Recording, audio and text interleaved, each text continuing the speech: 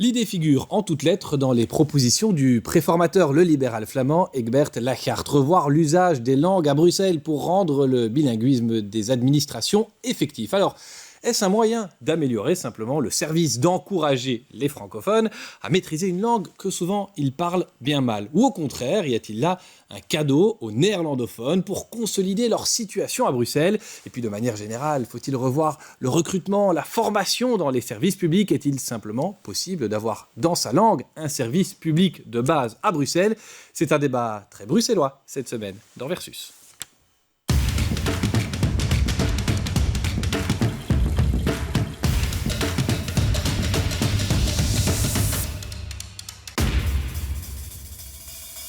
Sur le plateau, Bernard Clafailly, ministre des pouvoirs locaux en région bruxelloise. Vous êtes membre du parti Défi. Bonjour. Un autre ministre, Benjamin Dalle, vous êtes ministre flamand des Affaires bruxelloises et vous êtes bruxellois néerlandophone. Michel Legrand, vous êtes le président du GERFA, le groupe d'études et de réflexion sur la fonction administrative. Vous avez parfois des mots très durs sur le bilinguisme. Et de l'autre côté de la table, Maxime Ney, secrétaire régional adjoint à la CGSP. Bah oui, parce que l'emploi des langues, c'est aussi une question qui concerne le recrutement. Et on va voir tout cela avec vous. Peut-être un mot d'abord à Benjamin Dalle. Merci d'être là. Est-ce qu'il faut revoir quelque chose dans la manière dont on utilise, dont on évalue les langues, finalement, dans l'emploi des langues à Bruxelles? On parle bien des services publics, mais c'est tout, hein. Ce sont les hôpitaux, c'est la police, on en parlera tout à l'heure. Est-ce qu'il y a quelque chose à revoir là? De toute façon, Bruxelles, c'est la capitale de notre pays, de la Belgique, mais aussi des deux communautés en Belgique, de la Flandre, mais également de la Fédération Wallonie-Bruxelles. Et pour nous, il est très important, certainement, de renforcer le bilinguisme. Il y a plusieurs façons à le faire. Il y a évidemment la législation des langues, mais il y a aussi plusieurs domaines qui sont extrêmement importants. Je pense notamment à l'éducation, la politique de l'emploi aussi, l'intégration. Et c'est là où, avec le gouvernement flamand, on essaie de s'investir surtout dans un projet positif, des investissements par exemple dans l'éducation néerlandophone, dans les parcours d'intégration et aussi dans la maison du néerlandais, le Huis van het Nederlands à Bruxelles, où on offre surtout aux Bruxellois la possibilité de devenir bilingue. Parce que je pense que c'est ça ce qui est important à Bruxelles. Il faut plus de gens qui parlent plusieurs langues, certainement les deux langues officielles, le français et le néerlandais. Et la législation linguistique, c'est important, mais il y a bien d'autres matières qui sont au cœur du débat. Bernard Clafailly, il faut quand même préciser, parce que vous êtes ministre régional, vous avez aussi été bourgmestre, vous l'avez toujours empêché à Schaerbeek, les règles ne sont pas les mêmes entre les administrations communales, régionales. Vous pouvez peut-être expliquer ça, et est-ce que la situation actuelle convient au gouvernement bruxellois, à votre parti, Défi? Mais écoutez, Bruxelles est de fait la capitale bilingue du pays, et il est légitime que tous les citoyens soient servis convenablement par tous les services publics dans leur langue. Un citoyen néerlandophone a le droit d'avoir un traitement parfait de sa demande, de son dossier, un courrier, une réponse dans sa langue, ainsi qu'un francophone.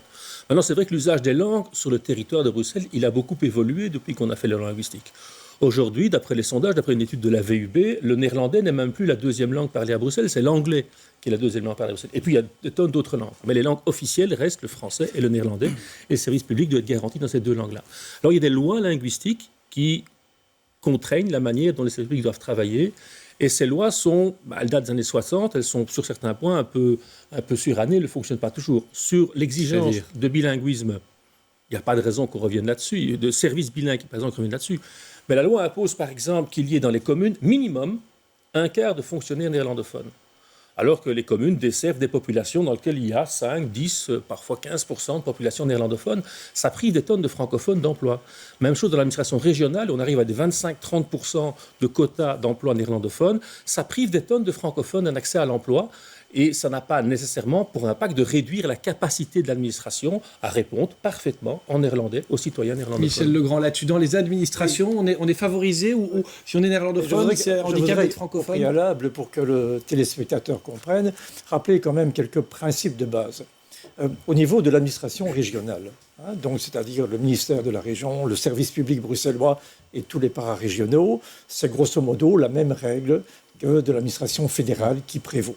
Autrement dit, nous sommes dans un système d'unilinguisme des agents, Donc les agents il faut un présentent bilinguisme leur examen fonctionnel, il faut que... en français ou en néerlandais, et dans un système de bilinguisme du service. Par contre, à partir du grade du directeur, c'est la parité qui prévaut.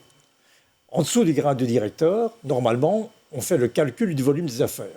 Normalement, d'après les études, on était arrivé à une proportion de 85-15.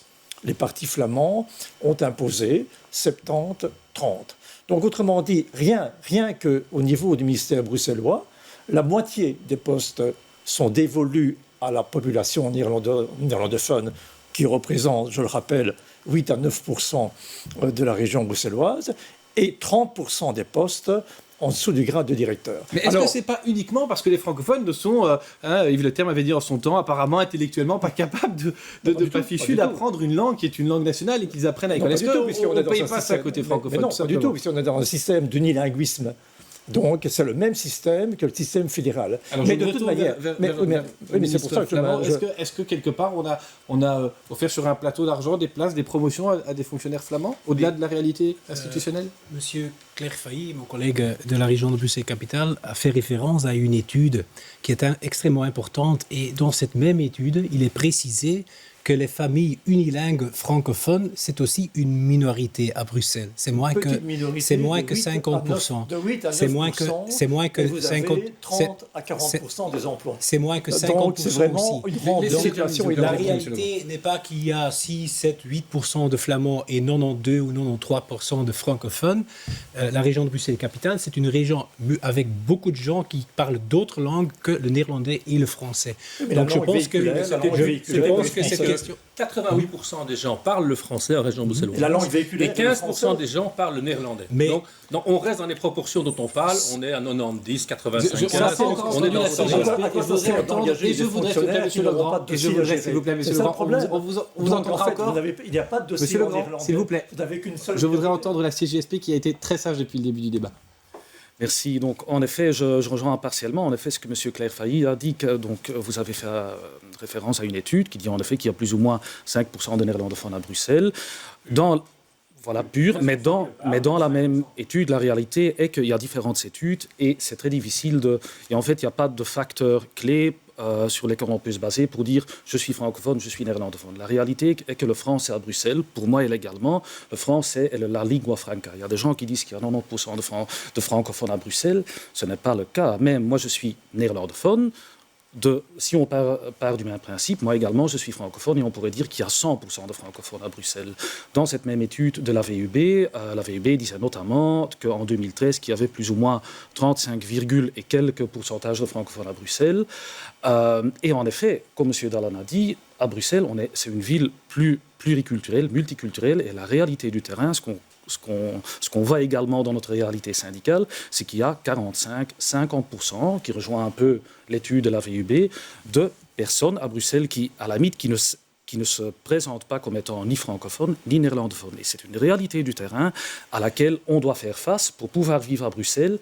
Et surtout, notre crainte syndicale, c'est que, en partageant la discussion dans des communautés, cette fois-ci néerlandophones francophones, en les mettant dans des casiers pareils, c'est qu'on évite le nœud du débat. Et le nœud du débat, et ça c'est plutôt une question politique, je ne suis pas politique, mais une question politique, où est-ce qu'on veut en venir avec le service public bruxellois? Et qu'est-ce qu'on veut faire surtout pour que le service public bruxellois deviennent attirants et restent attirants. Car pour l'instant, les vrais bilingues, entre guillemets, ils s'envolent vers d'autres régions ou la région de Bruxelles-Capitale, où ils gagnent. On se côtoie dans d'autres régions, beaucoup plus. Je voudrais terminer ce que j'avais dit, parce qu'en fait, je n'avais parlé que l'administration régionale. À côté de ça, il y a toutes les administrations communales qui sont bien plus importantes. Et dans ces administrations-là, c'est le bilinguisme généralisé qui prévaut. Donc, autrement dit, n'importe quel agent néerlandophone ou francophone, pour être nommé, doit avoir réussi l'examen ou de néerlandais ou de français. Et au-delà du grade de directeur, c'est de nouveau la parité. Donc là, de nouveau, on a pratiquement 30% des emplois qui sont dévolus à la communauté flamande. Donc ce que je dis ici, c'est que nous sommes déjà dans un système de rente de situation qui discrimine Rente à de fond, situation. oui, mais je le dis, qui discrimine à fond les francophones et qui discrimine encore plus les Belges d'origine étrangère. Alors, parce que Bernard Clairfeuille opine du bonnet, je veux réentendre la CGSP là-dessus, et puis le ministre Dalle. Les Africains, les Marocains, les Congolais ne connaissent quasi pas le néerlandais. Donc en fait, ils sont d'autant plus Ils sont ici discriminés. depuis plusieurs Donc, générations. autrement dit, Mais donc je voudrais moi, entendre la je- CGSP là-dessus, parce que Maxime Neyss n'a pas l'air d'accord. Est-ce qu'il y a sont tous des Bruxellois. un problème pour les francophones qui voudraient monter dans C'est pas l'administration et que finalement on a structuré un chemin pour une autre communauté? Ce que nous, on constate sur le terrain, là, moi-même, en tant que citoyen, mais également avec ma casquette professionnelle, nous, on constate sur le terrain que beaucoup de gens veulent, en effet, apprendre les deux langues. Beaucoup de gens qui sont officiellement considérés comme francophones veulent apprendre le néerlandais. Beaucoup de gens le parlent. Ce que je vois surtout, c'est que dans beaucoup d'administrations, souvent des hauts gradés ne communiquent pas avec leurs subordonnés en néerlandais ou en français ou dans la deuxième langue. Et beaucoup de gens qui sont généralement, malheureusement, financièrement, dans leurs fonctions précarisés, car ils ont une fonction, ils n'ont pas souvent toujours des diplômes ou des hauts diplômes. Et ces gens-là, à la limite, ne sont même pas incités pour encore suivre des formations complémentaires, car quoi qu'il en soit, ils travaillent dans un service public au niveau administration locale, je parle, et hôpital, où on ne statutarise plus. Donc, où est la carotte pour ces agents qui veulent aller plus loin, qui gagnent en moyenne 15% à 20% par des statistiques officielles de moins que leurs collègues, et quoi qu'il en soit, dès qu'on est bilingue, on quitte ailleurs. Messieurs, j'ai un sujet que je voudrais vous faire regarder, et les téléspectateurs aussi, parce que parmi les fonctions où l'on pourrait attendre un service dans les deux langues officielles de la région, il y a la police, le bilinguisme, et même une obligation légale pour les agents. Mais en pratique, on n'y est pas du tout. L'année dernière, plus de 40% des agents bruxellois ne parlaient pas les deux langues bruxelloises. Voyez ce reportage de nos confrères néerlandophones de Breuse. À peine 58% des agents de la région sont bilingues, un niveau historiquement bas. La police est consciente du problème. Il y a plusieurs raisons, mais la première est que l'école de police forme en néerlandais ou en français, mais elle est unilingue. La formation de base dure 1 an, c'est une année chargée. Vous comprendrez que sur cette année, il y a énormément de techniques à apprendre. Du temps est dégagé pour la seconde langue, mais c'est insuffisant. Un agent à Bruxelles est légalement tenu de pouvoir aider tout le monde en néerlandais. Toute personne qui commence à travailler pour la police signe un engagement à devenir bilingue, mais sans date limite. C'est le bâton et la carotte, avec une prime si la langue est maîtrisée, et évidemment des évaluations qui peuvent être négatives si quelqu'un ne prend pas les initiatives suffisantes pour se mettre à niveau.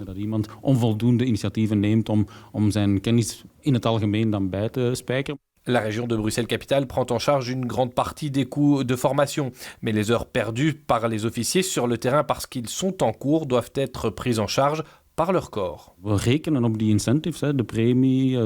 On compte sur ces incitants, la prime, le soutien à des cours privés ou en interne. Ils sont d'ailleurs complets. C'est la preuve que les agents sont conscients que c'est important.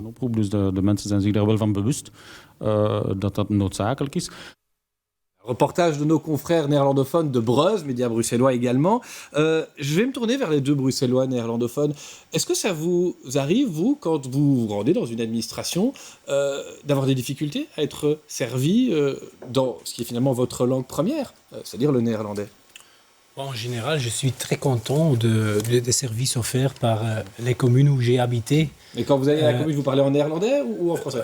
Devant la commune, je parle en néerlandais parce que c'est un droit.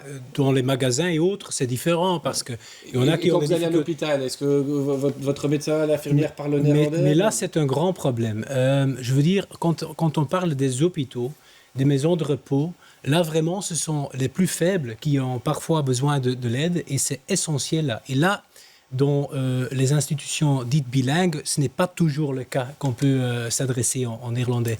Et là, c'est crucial, c'est même crucial pour la vie. Mais je veux quand même revenir peut-être sur le débat néerlandophone, flamand contre francophone. Je pense qu'aujourd'hui, le néerlandais est vu comme un atout à Bruxelles. Un atout, par exemple, pour des chômeurs qui cherchent un emploi. Et c'est avec la communauté flamande, on essaye surtout d'investir là-dedans. Je donne peut-être deux exemples.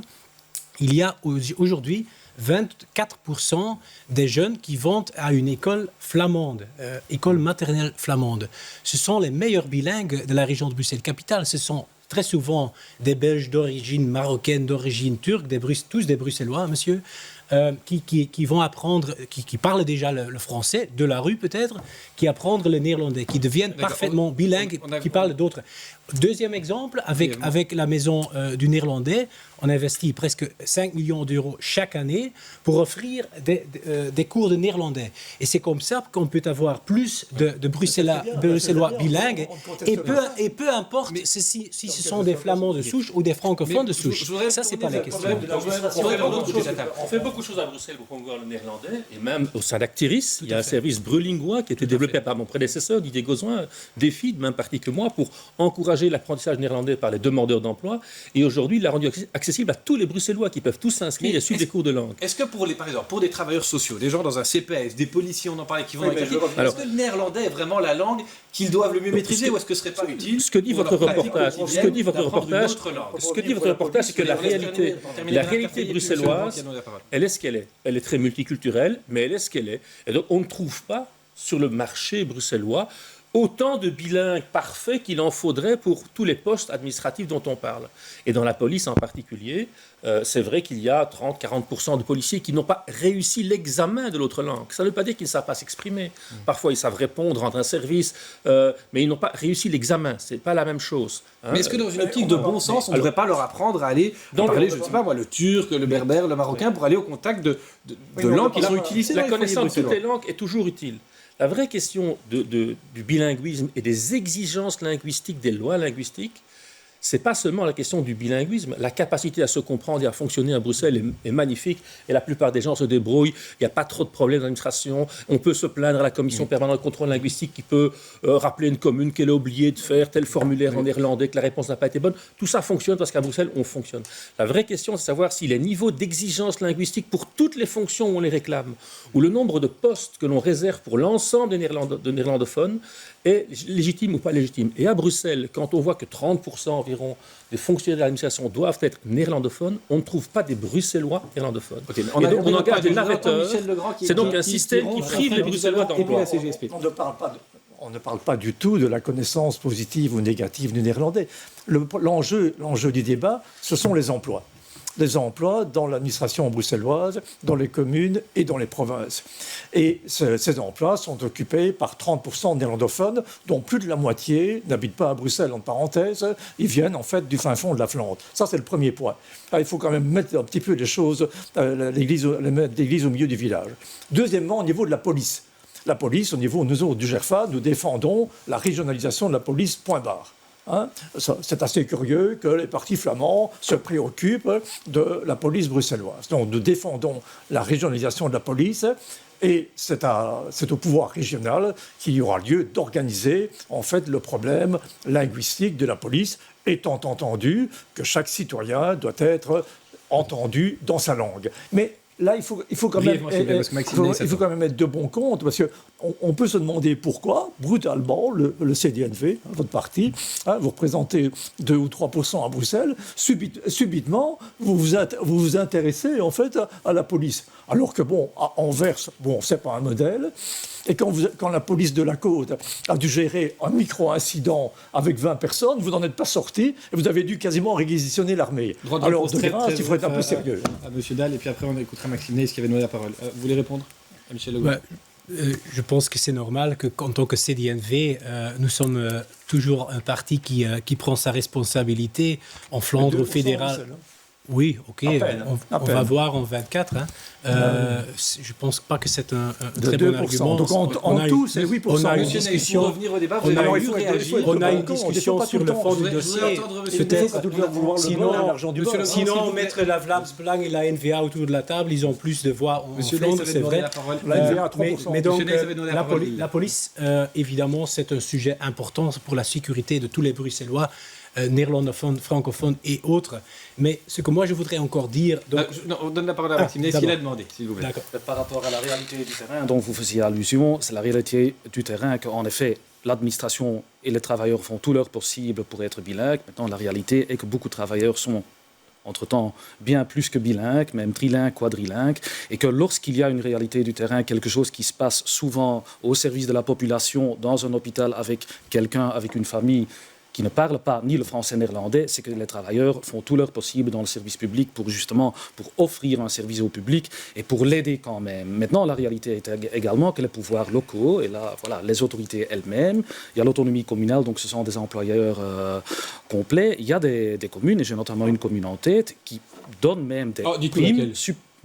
C'est pas le but de faire une publicité. Ben, par exemple, M. Clairveille va être content de l'entendre, mais c'est pas la commune de Skerbeek, la commune de Woluwe-Saint-Lambert donne notamment des primes supplémentaires à des agents qui parlent une troisième, quatrième langue, dans par exemple le langage de signes. Alors, qui vous m'amenez sur un plateau, quelque chose que je voulais faire avec vous, c'est simplement vous demander à chacun une proposition concrète pour améliorer l'emploi des langues à Bruxelles, le faciliter, le rendre plus efficace. Allez, qui veut commencer? Qui a une proposition concrète à faire? Vous avez dit donner des primes comme le fait Woluwe-Saint-Lambert. C'est une bonne idée. Une prime, car ça ne vaut pas pour la pension, de la réelle statutarisation, la possibilité aux agents de se former et des barèmes qui sont en concurrence au moins. Michel avec la Legrand, région. une proposition concrète. Ma seule proposition, c'est l'application de la règle du volume des affaires.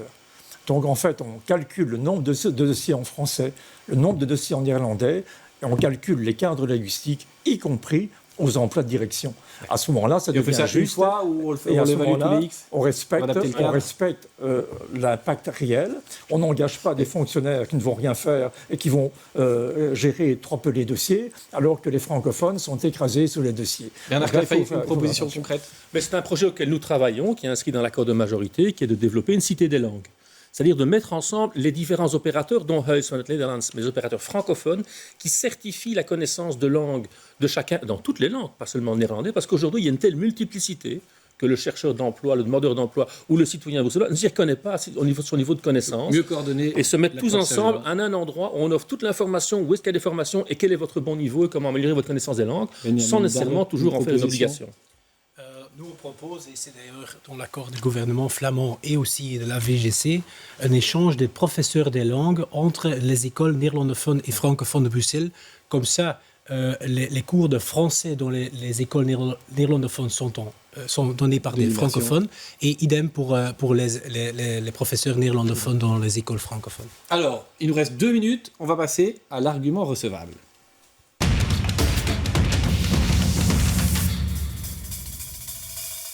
Maxime Nels, est-ce qu'il y a un argument recevable que vous avez entendu de l'autre côté de la table, quelque chose avec lequel vous n'êtes pas d'accord, mais vous dites OK, c'est vrai, ça tient la route cet argument-là?